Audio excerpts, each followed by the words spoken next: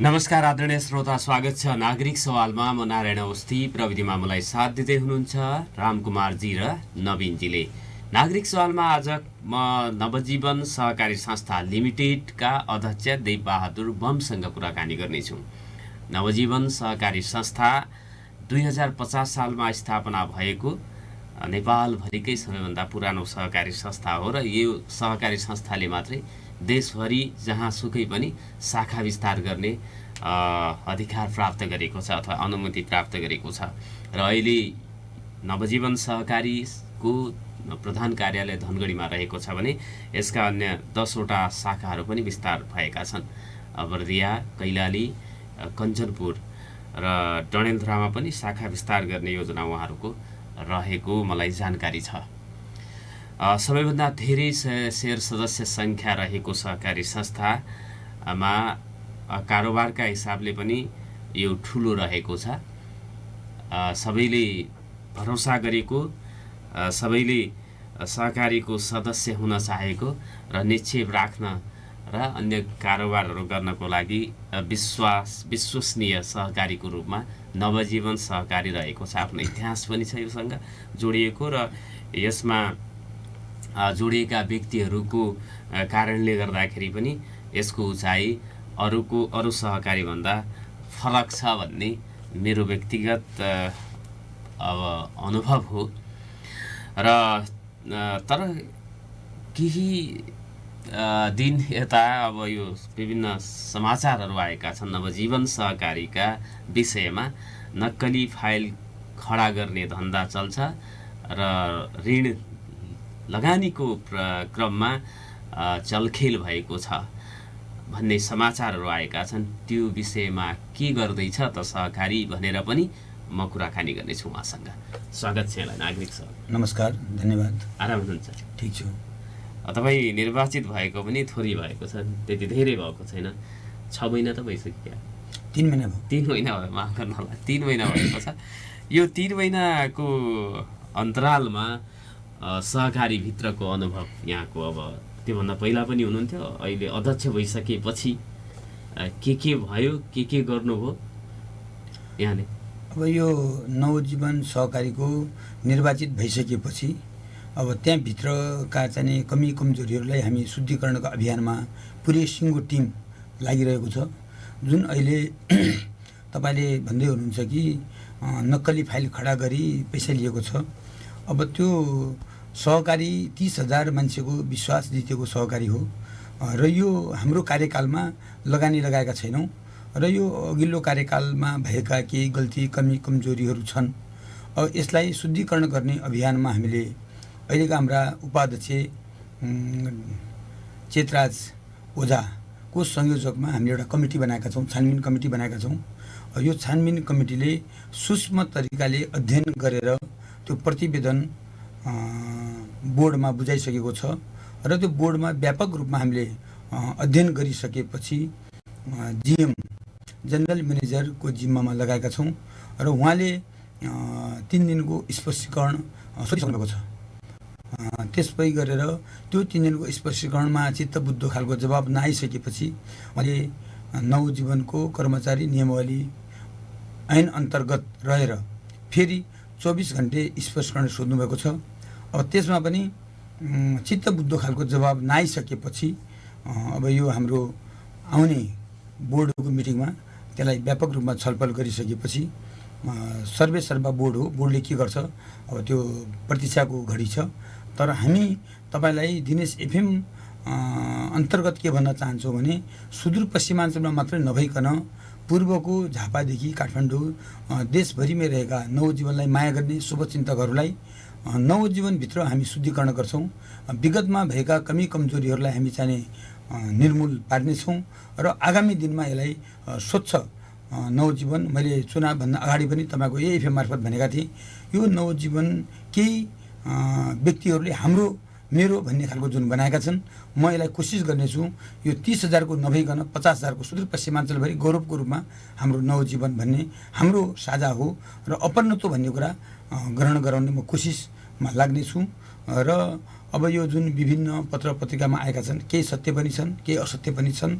अब सत्य तथ्य के हो भनेपछि अब हामीले यो छानबिन कमिटीले यो निर्गोलमा निकालिसकेपछि त्यसपछि हामी फेरि पत्रकार सम्मेलन गरेर तपाईँहरूलाई चाहिँ विश्वास दिलाउनेछौँ र यो अहिलेको जुन निर्वाचित कमिटी छ यो कमिटीमा विभिन्न क्षेत्रबाट आफैमा क्षमतामान मान्छेहरू आउनुभएको छ। जस्तै म तपाईँलाई उदाहरण दिन्छु, डाक्टर महेश बिष्ट एउटा मन्त्रालयको सचिवबाट रिटायर हुनुभएको छ र उहाँलाई सहकारीको धेरै अनुभव पनि छ। त्यसै गरेर घनबहादुर शाह पनि धनगढीको सबैभन्दा पुरानो पत्रकार समाजसेवी, उहाँले विभिन्न सामाजिक संस्थामा काम गर्नुभएको छ। मैले एवं प्रकारले 45 वर्ष शैक्षिक क्षेत्रमा काम गर्नुभएको यो सहकारीको स्थापनादेखि लाग्नुभएको इन्दिरा जेसी जो ग्यालेक्सी बोर्डिङ अहिले चलाइरहनु भएको छ मेरो गुरुआमा पनि हुनुहुन्छ हो। त्यसै गरेर एकदम युवा नेताहरू अहिले केशवराज मिश्र, गोपाल पाठक लगायतका चाहिँ थुप्रै अहिले नेतृत्व जुन आएको छ। यो कानुनी व्यवसायमा लेखापढी व्यवसायसँग लामो समय काम गरेका र नवजीवनमा पनि 3 कार्यकाल लेखा समितिको संयोजकमा काम गर्नुको उपाध्यक्ष हुनुहुन्छ र यो कमिटीले हामी एक ढिक्का भएका छौँ र यसलाई चाहिँ कसैलाई आँखा काखा पाखा नगरिकन कुनै पनि प्रकारको राजनीतिक गन्ध नहुने गरी जसले राम्रो काम गर्छ त्यो पुरस्कृत हुन्छ, प्रमोसन हुन्छ, जिम्मेवारी पाउँछन् र जसले चाहिँ संस्थाको अहित चिताउँछन् उहाँलाई चाहिँ हामी कारबाहीको विषय बनाउनेछौँ। निष्कासनदेखि लिएर घटुवादेखि लिएर झगडा कोषमा राख्नेसम्म सबै प्रकारका जे त्योमा ऐनमा लेखिएका छन् तिनी कुराहरूलाई चाहिँ हामी गर्नेछौँ भन्ने तपाईँलाई म विश्वास दिलाउन चाहन्छु। यो कञ्चनपुर जिल्लाको पुनर्वास नगरपालिका आइबिआडी स्थित जुन शाखा छ तपाईँहरूको, त्यसबाट एकै परिवारका 7 जनालाई नक्कली फाइलको आधारमा ऋण दिएको भन्ने जुन समाचार छ र त्यसको फाइलको प्रमाणीकरण धनगढी मुख्य कार्यालयले गरेको पनि खुलेको भन्ने समाचारमा छ। प्रहरीले पनि अनुसन्धान थालेको छ, तपाईँहरूको पनि छानबिन क्रम चलिराखेको, छानबिन त गरेर प्रतिवेदनै तयार भइसक्यो भनेर भन्नुभएको छ। प्रहरीको प्रतिवेदन पनि आएको। प्रहरीले गर्ने कुरा जो दोषी छन् दोषीलाई चाहिँ कारबाही गर्ने विषयमा एकजना शेर सदस्यले अब नक्कली कागज बनाएको अभियोगमा उहाँलाई हिरासतमा राखिएको छ। त्यसै गरेर अब नवजीवनको आफ्नै प्रकारको विधान छ, सहकारी ऐन छ, त्यो अन्तर्गतको अब हामीलाई पनि लामो समय चाहिँ लाग्यो। यो अहिलेसम्म टुङ्गिसक्नुपर्ने थियो।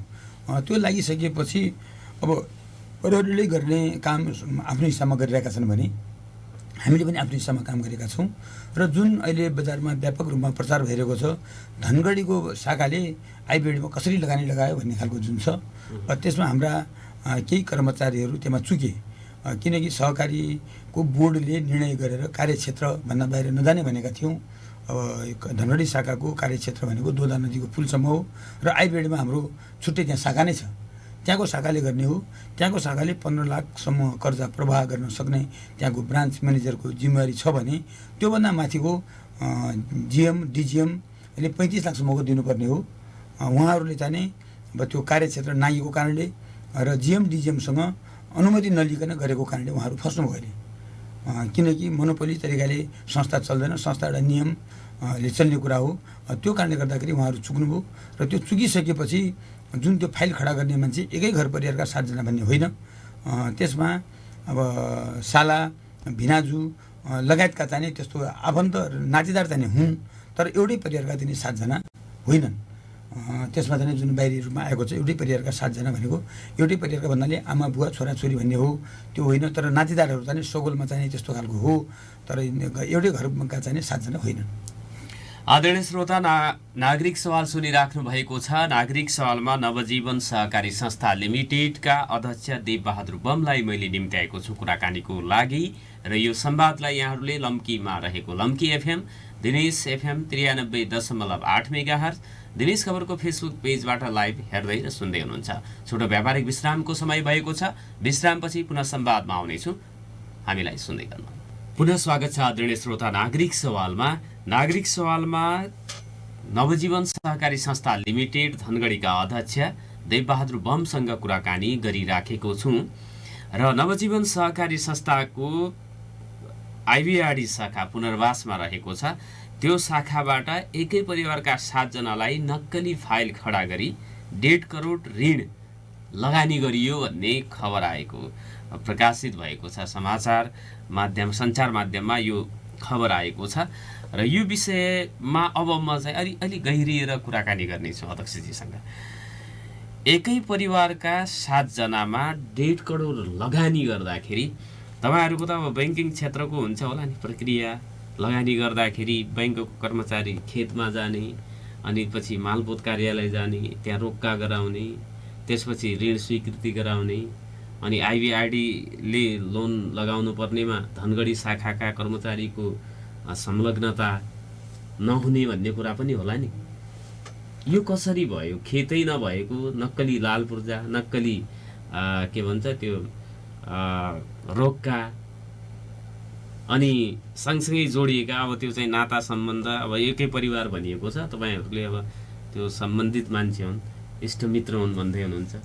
अनि यो घटना चाहिँ कहिलेको? यो उजागर त वैशाखमा आएर भयो। तपाईँहरूले वैशाख 12 गते चाहिँ प्रधान कार्यालयबाट त्यसको त्यो विषयमा एक्सन लिएको भन्ने कुरा आएको छ। घटना यो ऋण लगानी चाहिँ कुन मितिमा भएको हो? यो ऋण लगानी भएको चुनावभन्दा 5-6 महिना अगाडि लगानी भएको। यो नवजीवन सहकारी चुनाव फागुनमा भयो। फागुनमा भयो। त्योभन्दा अगाडि यो चाहिँ नि भदौ असोज कार्तिकसम्म चाहिँ नि लगानी भएको देखिएको छ। फाइलले मितिले त्यो भन्छ। सँगसँगै भएको छ सबै? एक हप्ता अगाडि 10 दिन, 15 दिन, 20 दिन, 1 महिना 1.5 महिनाभित्रमै सबै फाइलहरू भएका छन्। र जुन तपाईँले भन्नुभएको जस्तै कर्मचारीले जमिनमा जानुपर्ने, फिल्ड हेर्नुपर्ने, मालपोतमा जानुपर्ने सबै कानुनी प्रक्रिया छन्। यो कानुनी प्रक्रियामा चाहिँ नि हाम्रा कर्मचारीहरू चुके। अब यसमा लापरवाही भयो कि गल्ती भयो कि जानी गरे कि अब यो त छानबिन कमिटीले गर्ने काम छ र प्रशासनले पनि गरिरहेको छ। अब यो विषयमा म गहिरिएर म नै सबै कुरा होइन। त्यसैले यो प्रतिवेदनले जे गर्छ, अब यो प्रतिवेदन आइसकेपछि अब यो बैठकले गर्ने निर्णय हो। र सरकारले गर्ने कुराहरूमा पनि अब सरकारी कागजहरू डुप्लिकेट छन् कि, अब हाम्रा कर्मचारी पनि मिलोमतोमा छन् कि, या गिरोह नै अपराधिक खालको चाहिँ मानसिकता बोकेर आएका हुन्। अब त्यो त छानबिन भइसकेपछि थाहा हुने कुरा हुन्। तर जुन 1 करोड 50 लाख भन्ने कुरा एउटै व्यक्ति एउटै परिवारको होइन। यो विभिन्न व्यक्ति विभिन्न परिवारका मान्छेहरूलाई दिने कुरा हो। र यसमा म आम शेर सदस्य महानुभावलाई के जानकारी गराउन चाहन्छु भने हाम्रो हसुलियामा रहेको सेवा केन्द्र, चौमालामा रहेको सेवा केन्द्र, राजपुरमा रहेको सेवा केन्द्र र आइबिआरडीमा रहेको सेवा केन्द्रले त्यहाँको ब्रान्च म्यानेजरले 15 लाखभन्दा बढी लगानी लगाउन पाउँदैनन्।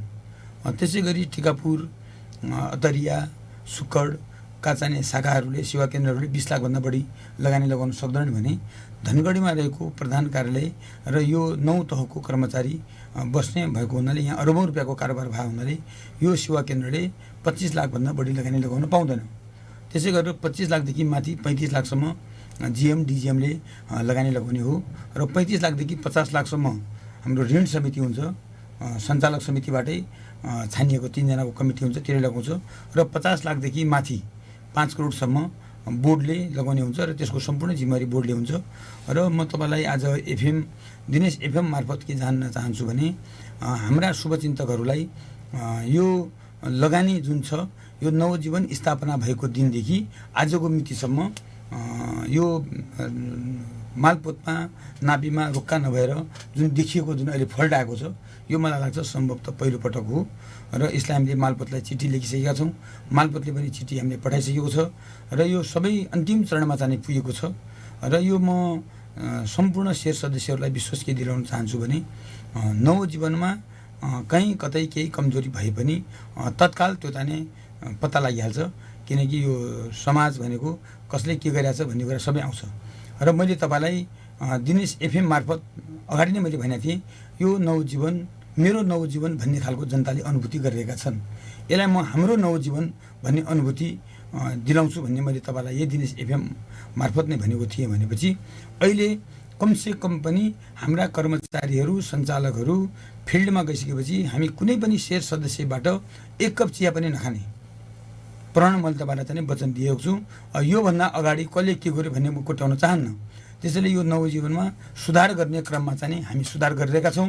मैले तपाईँलाई दिनेश एफएम मार्फत पनि भनेको थिएँ कि म सम्पूर्ण समय नवजीवनलाई दिनेछु र मैले यो 4 वर्ष मेरो कार्यकालमा मैले चाहिँ त्यहाँभित्र भएका व्यतिथि विसङ्गति जति पनि छन् त्यहाँभित्रका कमी कमजोरीलाई बिस्तारै बिस्तारै हटाउँदै जानेछु र कमसेकम यो नवजीवनमा मान्छेको चाहिँ अपरनतो मान्छेको चाहिँ एकदम इच्छा आकाङ्क्षाहरू र म पनि नवजीवनको शेष सदस्य बन्न पाए हुन्थ्यो भन्ने खालको चाहिँ हामी योजनाहरू ल्याउँदैछौँ।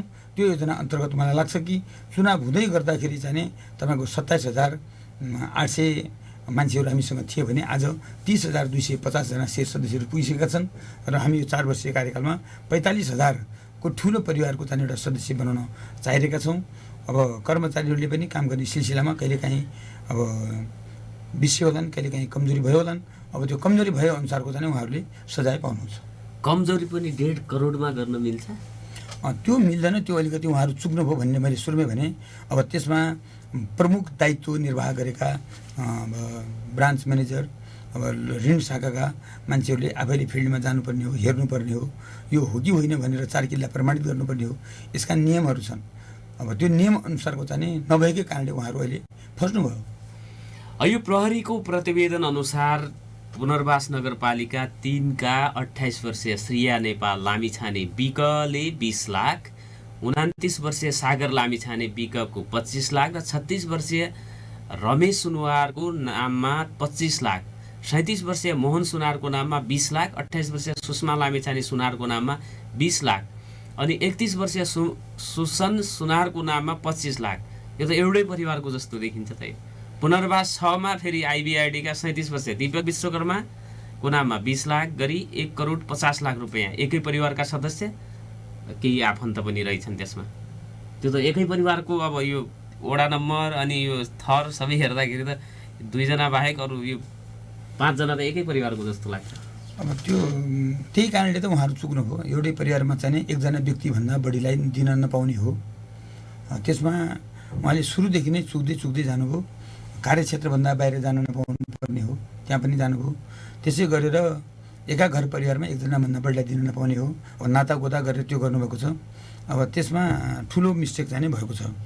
अब त्यो ठुलो मिस्टेक भइसकेपछि त्यसैले त हामीले पनि यो गल्ती भएको फागुनमा तपाईँहरूको नयाँ चाहिँ सञ्चालक समिति आयो, त्योभन्दा अझै अगाडि भनेको दसैँ तिहार ताका मिति चाहिँ होला नि फाइलमा उल्लेख भएको छ, सबै छ। कति मितिमा छ?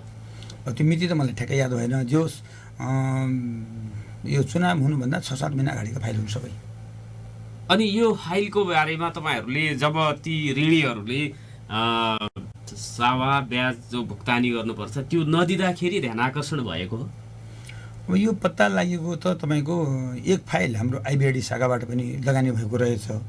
त्यो भइसकेपछि अब फागुन 28 गते चुनाव हो, चैत 2 गते मैले सबै ब्रान्च म्यानेजरहरूलाई चैत मसान्तसम्ममा रिजल्ट चाहिन्छ भन्ने खालको कुरा गरिसकेपछि, निर्देशन दिइसकेपछि आइबिआइडी शाखाका ब्रान्च म्यानेजरले त्यो व्यक्ति जुन व्यक्तिले पैसा लिएको छ त्यो व्यक्तिले ऋण लिएको दिनदेखि नै ब्याज नबुझाएको। यी 7 जना मध्ये हो?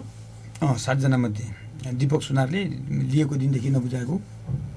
त्यसपछि ब्रान्च म्यानेजरले उहाँको चाहिँ के छ कसो छ कन्डिसन हेर्दै जाँदाखेरि उहाँ चाहिँ नै पसल पनि बन्द भइसकेको। त्यसपछि उहाँले समात्नुभयो।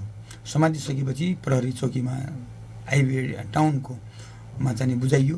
उहाँले बुझाइसकेपछि बुझाएकै दिन उहाँले 10,50,000 बुझाउनु भयो र बाँकी पैसा हाम्रो घरबेटीको उहाँ ज्वाइँ पर्नु हुँदो रहेछ। घरबेटीले चाहिँ जिम्मा लिएर घर भाडामा कट्टी हुने गरी हामीले त्यसलाई चाहिँ व्यवस्थापन गऱ्यौँ। त्यो गरिसकेपछि जब कानुनी कारबाही अनुसार उहाँ अगाडि बढ्नुभयो। उहाँ अगाडि बढिसकेपछि अनि अरू पनि फाइल छन् कि कुनै कुनै सेवा केन्द्रहरूमा भन्ने क्रममा जाँदाखेरि टिकापुरको मालपोत, धनगढीको मालपोत, बेलौरीको मालपोत सबै मालपोत कार्यालयहरूमा हाम्रा जति पनि लगानी लगाएका फाइलहरू छन् सबै फाइलहरूको चाहिँ चेक जाँच गर्ने क्रममा यिनी 6वटा फाइल पनि नक्कली रहेछन् भन्ने कुरा त्यसपछि मात्रै हामीले मालपोत कार्यालयमा हामीले पत्र दिइसकेपछि यिनी फाइल अरू ब्याङ्कमा छन् या चाहिँ जग्गा नै छैन, धिजो नै छैन भन्ने खालको चाहिँ उहाँबाट जब लिखित आइसकेपछि त्यसपछि हामी पनि झसङ्ग भयौँ र यो चाहिँ 7वटा फाइल भएकै हो। आदरणीय श्रोता, फेरि व्यापारिक विश्रामको समय भएको छ। व्यापारिक विश्रामपछि थप कुराकानी गर्नेछौँ। नागरिक सवाल सुन्दै गर्नु। पुनः स्वागत छ आदरणीय श्रोता नागरिक सवालमा नवजीवन सहकारी संस्था लिमिटेडका अध्यक्ष देव बहादुर बमसँग कुराकानी गरिराखेको छु। एकै परिवारका 7 जनालाई नक्कली फाइल खडा गरी 1.5 करोड लगानी गरेको विषयमा म कुराकानी गर्दैछु। तर उहाँहरूले त्यो आफन्तहरू पर्ने एका घरको नभएको भनेर चाहिँ भनिराख्नु भएको छ। यो जुन चाहिँ फर्जी कागजहरू तयार गरेर ऋण लगानी भयो त्यसको सबै असुल सामाब्याज असुल उपर भइसक्यो। सबै समब्याज सहित हाम्रो असुल भइसक्यो। अनि ती मान्छेहरू आफै सम्पर्कमा आएर बुझायो कि खातामा जम्मा भयो? खातामा जम्मा भयो। एउटा फाइलमा जब आइबिआरडी शाखाका प्रमुखले स्वयं आफैले लगानी गरेको फाइलमा शङ्का लागिसकेपछि तपाईँहरूले अन्य फाइल पनि यस्तो छन् कि भनेर सबै ठाउँ खोजी नीति गर्दाखेरि थप 6वटा फेला पर्यो हो। अनि यो 7 मध्ये एउटा फाइल त आइबिआरडीको ब्रान्च म्यानेजरले आफै लिएर आउनुभयो। अनि यो 6वटा थप फाइलहरूमा आइबिआरडी शाखाको नामबाट धनगढी ब्रान्चमा कार्यरत कर्मचारीहरूले हस्तक्षेप गरिकनै काम गरेको भने त आइबिआरडी शाखाको चाहिँ क्षेत्राधिकारमा पस्न मिल्छ? पस्न नमिल्ने हो। त्यही पस्न नमिलेको कारणले त यत्रो घटना घटेको छ। यदि उहाँहरूले आफ्नो कार्यक्षेत्रभित्र गरेको भए सायद यो घटना पनि घट्ने थिएन। तपाईँको अहिले जुनसुकै ब्याङ्कको पनि रिपोर्ट हेर्दाखेरि कञ्चनपुर जिल्लामा धेरै ब्याङ्कहरू चाहिँ फँसेका छन्, धेरै लघु वित्तहरू फँसेका छन्, डुबेका छन्। यदि उहाँहरूले सुरुदेखि नै आफ्नो क्षेत्राधिकार आफ्नो नियम ऐन कानुनमा बसेको भए सायद यो घटना हुन्थेन। उहाँहरू पनि अब अहिले हामीले सोद्धाखेरि तरलता बढी थियो भन्नुभयो। तरलता बढी छ भन्दैमा नदीको किनारमा जग्गै नभएकोमा चाहिँ लगानी लगाउनु भने त सञ्चालकले छैन। त्यो जग्गा त पहिले नै धितोमा रहेछ। केही फाइलहरू चाहिँ अन्य ब्याङ्कमा पनि रहेछन्। अब त्यही कारणले गर्दाखेरि उहाँहरू फस्नुभयो। त्यो फसेकै कारणले गर्दाखेरि अब हामीलाई पनि चिन्ताको विषय भएको छ। यति ठुलो संस्था 30,000 मान्छेले विश्वास गरेका केही कर्मचारीहरूको अब लापरवाहीको कारणले गर्दाखेरि हामी लज्जित हुनु परेको छ। अनि जुन आकर्षण छ, जुन विश्वास छ, जुन भरोसा छ त्यो त टुट्यो होला नि। अहिले त मान्छेहरूले प्रश्न गर्छन् होला नि, सहकारी नवजीवनमा किन निक्षेप राख्ने, किन सदस्यता हुने, तपाईँहरूको त यस्तो हुन्छ भनेर त्यसको जवाब दिँदै हिँडिराख्नु परेको अवस्था छ कि अब यो कहिलेकाहीँ यस्तो हुन्छ भनेर एक्सक्युज गर्न खोजे जसरी तपाईँसँग मान्छेहरू पेश हुन्छन्? होइन, अब दैनिक 200-400 जना मान्छेले फोन गरेका गरी छन्, अफिसमा पनि आउँछन्। अब हामीले चाहिँ विश्वसनीयता चाहिँ दिलाएका छौँ र यी कमी कमजोरीहरू हुन्छन्, यसलाई हामी सुधार्छौँ, हामी कारबाहीको विषय बनाउँछौँ भनेर लागिरहेका छौँ। र जसरी यो संस्था भनेको हाम्रो हो भन्ने खालका हाम्रा आम शेयर सदस्यहरूले स्ट्याटस फेसबुकमा गरिरहेका छन्। अब के कारबाही हुन्छ भन्ने कुरा पनि हेरिरहेका छन्। र अब हामीलाई त यतिसम्म छ कि यदि तिमीहरूको पनि मिलोमतोमा संलग्न कहीँ पनि पाएको खण्डमा कालो मसो लगाउँछु भनेर पनि हिजो 2-4 जनाले हालिसके। त्यसैले हामी सचेत के छौँ भने यो नवजीवनमा सानसाना घटनाहरू पहिला पनि भएका हुन्, नभएका होइनन्। तर यो मलाई लाग्छ कि मेरो जीवनमा नवजीवनमा यति ठुलो घटना यो घटेको मलाई लाग्छ कि पहिलोपटक नै हो।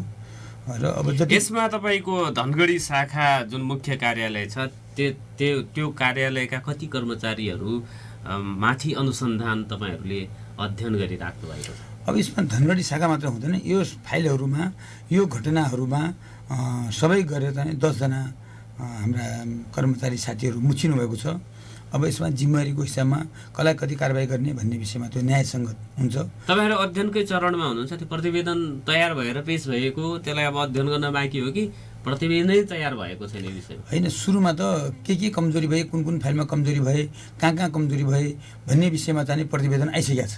त्यो प्रतिवेदन आइसकेपछि त्यो प्रतिवेदनको आधारमा रहेर हामीले सबै 10 जना कर्मचारीलाई 3 दिने स्पष्टीकरण सोधिसक्यौँ। त्यो स्पष्टीकरण सोधिसकेपछि उहाँहरूले कमी कमजोरी गर्नुभएको कुराहरू उल्लेख गर्नुभएको छ। त्यसभन्दा पछि सहकारीको ऐन छ छुट्टै, त्यो ऐनमा हामीले चाहिँ टिकेर कारबाहीको विषय अगाडि बढाउँछौँ। त्यसलाई ताकि एकदम प्रशासनको जस्तो क्विक डिसिजन गर्न हामी सक्दैनौँ। त्यसपछि हामीले 24 घन्टे अन्तिम स्पष्टीकरण पनि लिइसकेका छौँ। तपाईँलाई कारबाही किन नगर्ने भन्ने खालको चाहिँ स्पष्टीकरण दिइसकेपछि त्यसको पनि जवाब आइसकेको छ। त्यो जवाब आइसकेपछि अब त्यो समग्र त्यो प्रतिवेदन चाहिँ बोर्डमा आउँछ। 7 गतिको बोर्डको मिटिङमा हामी त्यसलाई व्यापक रूपमा छलफल गर्नेछौँ। त्यो छलफल गरिसकेपछि कुन कर्मचारीलाई कति कारबाही हुन्छ भन्ने विषयमा फेरि हाम्रो कानुनी सल्लाहकार हुन्छन्। कानुनी सल्लाहकारको सल्लाह लिइसकेपछि मात्रै त्यसलाई चाहिँ हामी कारबाहीको विषय बनाउँछौँ। जो 10 जना हुनुहुन्छ उहाँहरू आइबिआरडी शाखाको कर्मचारी पनि हुनुहुन्छ? आइबिआरडी शाखाको पनि हुनुहुन्छ। अनि त्यसपछि धनगढीको सबभन्दा बढी। यसमा जो अब संलग्न थिए उच्च तहको अधिकारीदेखि लिएर सामान्य कर्मचारी, उहाँहरू अहिले के फाजिलमा हुनुहुन्छ कि काम गरिराख्नु भएको छ? होइन, उहाँहरूलाई हामीले अब जो मुख्य जिम्मेवारी मुक्त गरेका छौँ। फाजिलमा हुनुहुन्छ, आउने हाजिर लाउने बस्ने। प्रमुख व्यक्तिहरूको नाम भन्न मिल्छ? अब नाम त तपाईँले सबैको सुनिसक्नु भएको छ। अब विभिन्न त्यो लोकान्तर पत्रिकामा उसमा आइसकेको छ, अनलाइनमा आइसकेको छ। अब हाम्रा 10जना कर्मचारीको तह अन्तर्गतको 9, 8, 5औँ 4थो गरेर जाने सहायक र कार्यालय सहयोगहरू चाहिँ रहेका छन्। अब यसमा पहिला पनि मुख्य जिम्मेवार हुन्छ नि, मुख्य जिम्मेवार त हाकिम नै हुन्छन्, ब्रान्च म्यानेजर नै हुन्छन्। ब्रान्च म्यानेजर र ऋण शाखाको प्रमुख हुनुहुन्छ होला, को हुन् उहाँहरू चाहिँ 9 तहको र 8औँ तहको पर्नुहुन्छ धनगढी सेवा केन्द्रको। अब आइबिडीमा 7औँ तह हो। 3 जना मुख्य जिम्मेवार हो। अब मुख्य जिम्मेवार र त्यसपछि सहायक जिम्मेवारहरूका विषयमा के गर्ने भन्ने कुराको निर्क्यौल 7 गते बस्ने बोर्डको बैठकले गर्छ। त्योभन्दा अगाडि सबै अध्ययनहरू प्रतिवेदनहरू पुरा भएको छ। त्यो आएको प्रतिवेदन पर अब कानुनी सल्लाह लिने कुराहरू तपाईँहरूको चलिराखेको छ। हो, त्यसलाई अब लिपिबद्ध तरिकाले हुन्छ। हामी कसैलाई आग्रहपूर्वक गरेर गर्दैनौँ र यसमा चाहिँ जो जिम्मेवार हुन्छन्, जसले चाहिँ जिम्मेवारी बढी लिएका हुन्छन् उनीलाई बढी कारबाही हुन्छ, जसको जिम्मेवारी कम हुन्छ उनीलाई कम कारबाही हुन्छ। त्यो न्यायको चाहिँ सिद्धान्त नै हो। अब त्यसमा कानुनले जे भन्छ त्यो अनुसारको गर्छौँ। कानुनले जे भन्छ त्यसमा तल अथवा माथि नहुने गरिकन कारबाही अगाडि बढ्छ। यो तपाईँको भनाइ हो कि पुरा बोर्डले भन्नु पर्ला नि? यस्तो पुरा बोर्डले नै भनाइ छ। यसमा चाहिँ अब हामी अब यसमा जो संलग्न छन् सबै कारबाहीका चाहिँ भागीदार हुन्छन्। यदि कारबाहीका भागीदार नहुने भएको भए हामी स्पष्ट किन लिन्थ्यौँ? र नवजीवनको जाने जुन साग छ त्यो सागलाई हामी चाहिँ बचाउँछौँ। यो कुरामा तपाईँ विश्वास रहनुहोस्। आज यो दिनेश एफएम सुनेर बस्नुभएका आम श्रोताहरू, नवजीवन शेर सदस्यहरू र पूर्व अध्यक्षज्यूहरू, उपाध्यक्ष, सञ्चालकहरू र आम पत्रकार, आम जनताहरूको बिचमा हामीले नवजीवनमा राम्रो खालको नवजीवन बनाउनको लागि कमी कमजोरलाई यदि सुधार्ने होइनौँ, त्यसलाई ढाकछोपी गर्ने परिपाटीमा गयौँ भने फेरि यो संस्था रहनेवाला छैन। अब त यसरी तपाईँहरूको अब लगानी गर्दाखेरि, ऋण लगानी गर्दाखेरि ठुलो सङ्ख्यामा अब ठुलो लोन लिन आउने मान्छेहरूको विषयमा कहाँनिर चुकिएको रहेछ, अब चाहिँ के गर्नुपर्छ भन्ने किसिमको एउटा मार्गदर्शन पनि तयार गर्नुहुन्छ होला नि? अब हामी यो लगानी खुलिसकेपछि अषाढ मसान्तपछि नयाँ खालको मेकानिजम तयार गर्छौँ। हामी यसलाई चाहिँ जसरी अन्य प्राइभेट ब्याङ्कहरूले चाहिँ जुन गरेका छन्, एउटा 5 लाखको फाइल पास गर्नु पऱ्यो भने हेड अफिसबाट स्वीकृति लिएर मात्र जुन गर्नुपर्ने हुन्छ, त्यो प्रकारको चाहिँ हामीले अब सोचनीय हुनुपर्ने छ। किनकि जनताको 6 अरब रुपियाँ चाहिँ डिपोजिट गरेका छन्, यत्रो विश्वास कमाएको छ र हामीले कमसेकम पनि कर्मचारी भनेका हाम्रा गहना हुन्, हाम्रा अङ्ग हुन् भनेर चाहिँ जो विश्वास गरेका छौँ, त्यो विश्वास गुमाइसकेपछि अब हामी यसलाई चाहिँ सञ्चालक समितिले निर्णय गरेर यो विषयमा चाहिँ छलफल त चलेकै छ, तर त्यसलाई कुन मोडालिटीमा जाने, कसरी जाने, त्यसलाई व्यवस्थापन गर्ने भन्ने विषयमा निर्णय गरेका छौँ। त्यो निर्णय गरेर तुरुन्तै हामी तपाईँलाई कार्यान्वयनमा जानेछौँ। नत्र तपाईँहरूको लगानीको के थियो, कसरी गर्नुहुन्थ्यो अहिलेसम्म? अब अहिलेसम्म मैले भनिसकेँ तपाईँलाई, यो बोर्डले जिम्मेवारी दिँदै गयो। सुरुमा 5 लाख दियो, त्यसपछि 10 लाख दियो, 15 लाख दियो, 20 लाख दियो, 25 लाख दियो र त्यसमा चाहिँ थप्दै जाने क्रम चाहिँ भयो र अहिलेसम्म यस्ता खालका चाहिँ कुराहरू पनि आएका थिएनन्। र यो कुरा आइसकेपछि अब हामीले चाहिँ अलिकति टाइट गर्नुपर्छ। अलिकति यो त जनताको पैसा हो, जनताको पैसा चाहिँ अन्धाधुन तरिकाले लगायो भने अब यो भोलि संस्था रहने कि नरहने भन्ने विषयमा पनि हामी पुगिसकेका छौँ। त्यसैले अब यो नयाँ खालको चाहिँ व्यवस्थापन चाहिँ हामी गर्नेछौँ। यो 7 जना मध्ये तपाईँहरूको सहकारीको नियमअनुसार एकै परिवारका 2 जनाभन्दा बढीलाई ऋण दिन नमिल्ने, अनि अर्को साधारण शेयर सदस्य भएको 3 महिना पछि मात्रै ऋण दिन मिल्ने भन्ने कुराहरूलाई पनि मिचिएको हो। अब यसमा त यस्तो छ कि पहिला सुरुमा त आज शेयर सदस्य लिएको छ, आज नै लोन पनि लिन पाइन्थ्यो।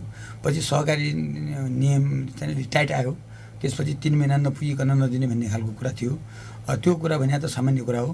कार्यक्षेत्रभन्दा बाहिर जाने कुरामा चाहिँ अहिले विचार पुर्याउनु पर्ने थियो, त्यहाँ विचार पुर्याउनु भएन। त्यसभन्दा माथि गइसकेपछि त अब एका घर परिवारमा एकजनाभन्दा बढीलाई लगानी लगाउनु नपाइने हो। तर त्यो क्लाइन्ट एकदम राम्रो छ, महिनामा ब्याज आएको छ, गुडविल एकदम राम्रो छ भनेपछि 2 जनासम्मलाई पनि लगाउन सक्ने व्यवहारिक रूपमा चाहिँ गरेका थियौँ। तर अब उहाँहरूको त सबै नक्कली कागजहरू भइसकेपछि एकै घर परिवारमा चाहिने भन्दा बढी मान्छे एकै नातेदारमा चाहिने जो लगाएको छ, त्यही कारणले त उहाँहरू फस्नु भयो। उस्तो सहकारीको ऋण लिइसकेपछि हरेक महिना बैंकको पनि बुझाउनुपर्छ। सहकारीको अझ टाइट हुन्छ होला नि, हरेक महिना सावा र ब्याज समेत हो कि ब्याज त अनिवार्य बुझाउनु पर्ने, के हुन्छ सिस्टम? त्यो सिस्टममा सेवाग्राहीले म साउ र ब्याज बुझाउँछु भने किस्ता अनुसारको पनि हुन्छ, म ब्याज मात्रै बुझाउँछु भने ब्याजको पनि हुन्छ। बुझाउनु पर्ने त महिनामा हो। तर कहिलेकाहीँ सेवाग्राहीहरू सदस्यहरूको घरमा बिरामी हुन्छ, कारोबार नचलेको हुन्छ, 3 महिनामा 6 महिनामा बुझाउने गरेको पनि हुन्छ। अब त्यस्तो खालको गर्दाखेरि उहाँहरूले त लिएको दिनदेखि नै नलिएको देखिएको छ र उहाँहरूले अन्य ब्याङ्कहरूमा पनि कारोबार गर्नुभएको रहेछ। त्यो अन्य ब्याङ्कमा पनि कारोबारमा चाहिँ राम्रो कारोबार देखिएको चाहिँ छैन। अब त्यो विभिन्न कुराहरू छन्। अब यो सबै कुराहरू मैले आज यो भन्नुभन्दा पनि भोलि यो 7 गतेको बोर्डको मिटिङबाट तपाईँहरू छर्लङ्ग हुनुहुन्छ। बोर्डको बैठक बस्छ, त्यसपछि तपाईँहरूले पत्रकार सम्मेलन गरेर जानकारी दिनुहुन्छ सबै कुरा? अब यो त अब हामी बोर्डको मिटिङमै पत्रकार सम्मेलन गर्ने कि नगर्ने कि भन्ने विषयमा मैले अहिले एक्लै भन्नुभन्दा पनि अहिले उ नहोला। तर हामी सूचना त दिइहाल्नु, सूचना दिन्छौँ, हामी सूचना दिन्छौँ। पत्रकार सम्मेलनको विषयमा मैले उपाध्यक्षसँग पनि सल्लाह गर्नुपर्ने हुन्छ। अब दिन उचित हुन्छ भनेपछि पत्रकार सम्मेलन नै गर्छौँ। यदि पत्रकार सम्मेलन गर्न सकेन भने चाहिँ हामीले यो कारबाही गऱ्यौँ भनेर हामी जानकारी गराउँछौँ। यदि तपाईँहरूले अब एक्सक्युज गर्यो भनेपछि त यत्रो ठुलो पैसामा संलग्न भएकाहरूले क्षमादान पाए भन्ने कुराहरू आयो तपाईँहरूको चाहिँ बोर्ड बैठकबाट भने त त्यसपछि फरक किसिमका सवालहरू उब्जेला नि मान्छेहरूमा। त्यो सम्भव छैन। अब यो सम्भव नहुने कुरालाई म तपाईँलाई भन्न चाहन्न। अब यति ठुलो जघन्य अपराध गरिसकेपछि पनि आम माफी पाइन्छ भने त न्यायालयको के काम हुन्छ, त्यहाँ हामीले बसिरहनु पर्ने पनि कुनै आवश्यकता छैन।